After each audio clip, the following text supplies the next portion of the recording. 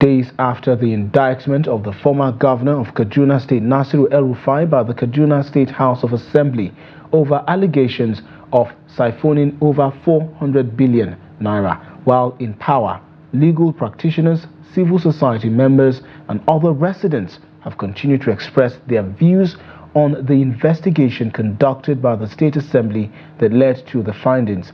Trust TV's Bello Musa spoke to experts in Kaduna who described the process as exercising the constitutional rights of the State Assembly. Here's the report. The findings of the alleged siphoning of over 400 billion naira by the El-Rufai administration were carried out by the ad hoc committee constituted by the Kaduna State House of Assembly upon complaints made by the governor. The indictment of the former governor by the committee remains a subject of discussion in the state. Within the last 8 years, Nasiru Elrufa'i just got a loan of $350 million. But are you not surprised when the committee brings up that over $700 million were taken as loan, and some of this loan never followed due process?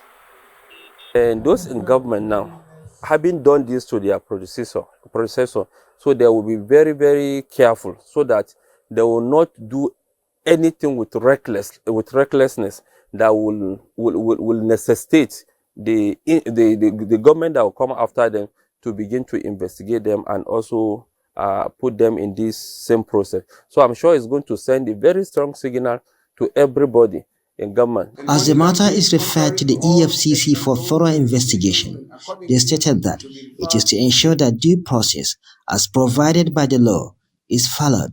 In order to harness this result we just got, we need to do more. We must stand up. The civil society organizations, the citizens within the states should stand up to make sure that this report was not just archived in government shelf. And the civil society have to be vigilant, they have to be watchful, they have to monitor and also put pressure where necessary so that anybody indicted and the case that the EFCC is going to begin to investigate and the prosecution process should also be followed so that we will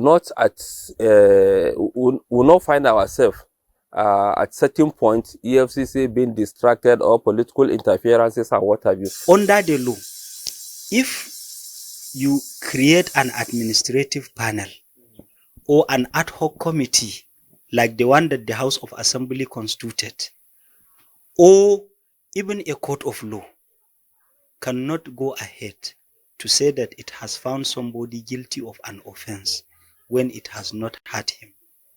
Of course, some officials of government were called, they attended, but the principal actor was the former governor.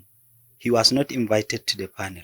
Abubakar cited fundamental flaws in the process conducted by the House of Assembly. Probably, those who did not appear before the panel will stop the indictment in court because they were not heard. I believe that they will go to court. I believe that they will stop the indictment because the indictment has a flaw which is fundamental. Although I'm not speaking for them, but I see that that fundamental flaw is so great, and I think it is inexcusable by the House of Assembly to have committed that flaw. I believe that the EFCC will still have another day before the invitation. People from within and outside the state are monitoring the event for a logical conclusion to the matter. Bello Musa, Trust TV News Kaduna.